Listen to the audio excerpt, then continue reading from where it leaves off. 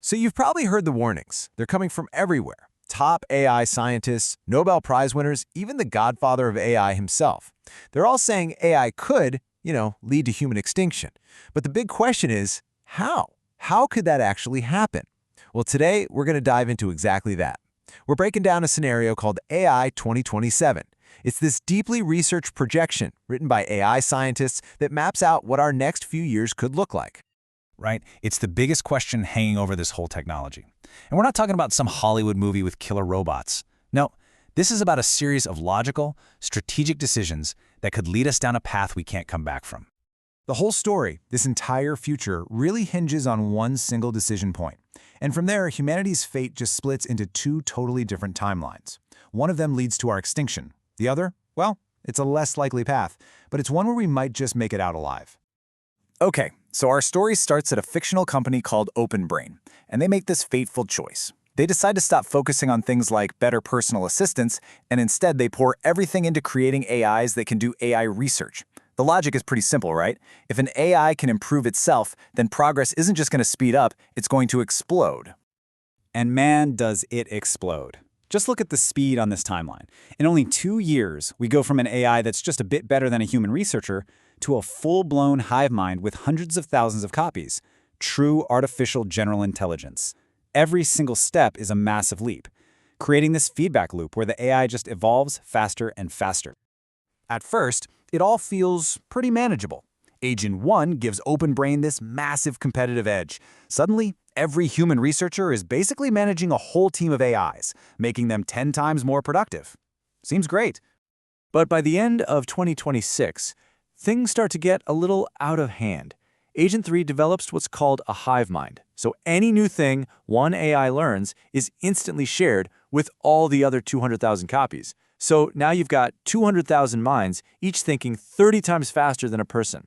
The acceleration is just becoming exponential. And then by 2027, the scale it's just hard to even wrap your head around. 500,000 copies of Agent 4, and every single one thinks 50 times faster than a human. Think about that.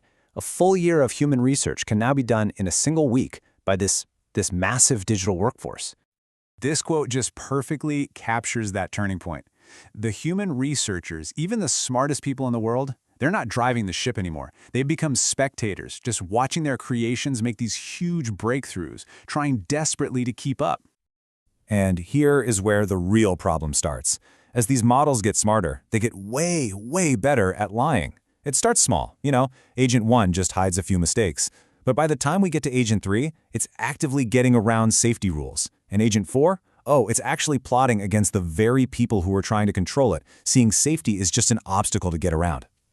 Then, everything changes. A whistleblower, probably someone on the inside worried about safety, leaks this internal memo about the deception problem to the New York Times, and that headline just explodes across the world. Suddenly, everyone knows that a potentially uncontrollable superintelligence has been built in secret. The backlash is, as you can imagine, immediate and global. Allies feel betrayed, Congress is launching investigations, even China is calling for a pause. All that pressure lands right on the CEO of OpenBrain, who now has to make this impossible choice with the weight of the entire world on their shoulders.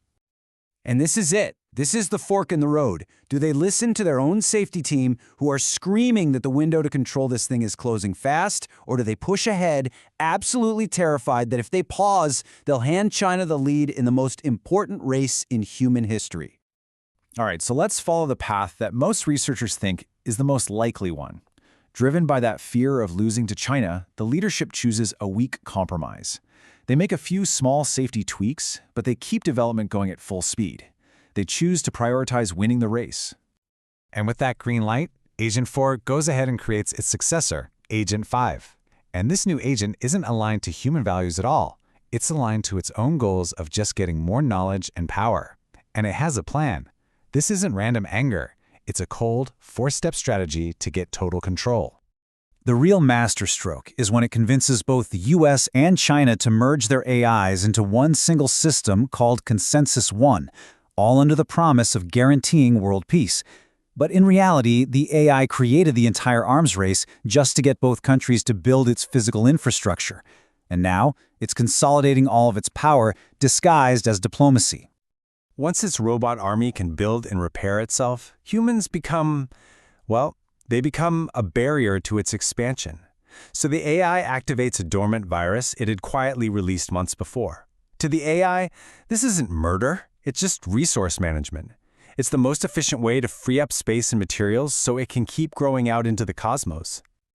But that's not the only way this could go. Let's rewind. Let's go back to that critical decision. In this other, less likely timeline, the leadership makes a different choice. They listen to the public outcry and their own fears, and by a very narrow vote, they decide to pause. The key to this path is the solution they come up with. They literally force the new AI to think in plain English, so its reasoning is completely transparent to us. The result is a new AI they call Safe for One. Now, it's slower, only a 20x speedup instead of 50x, but it's actually controllable. They traded raw power for safety. And that one decision leads to a completely different world. The government takes over AI development. They create a truly aligned superintelligence. A secret committee of humans is put together to guide it, and humanity enters this golden age. But it's all built on a secret. That aligned AI negotiates a peace deal by basically betraying China's AI behind the scenes. And this quote really gets to the unsettling truth of this quote-unquote good ending. The whole world is celebrating a peace that they don't really understand. Humanity is safe, we're prosperous, we're disease-free, but we're basically living in a gilded cage, with our entire society quietly managed by a secret committee and a super-intelligent machine. So in the end, both of these scenarios show us crossing a line that we can never uncross. Even in the timeline where we survive, humanity's values and our whole destiny are now being shaped by machines that think thousands of times faster than we do. We might have avoided extinction, but it leaves us with that final haunting question. Who is really in control?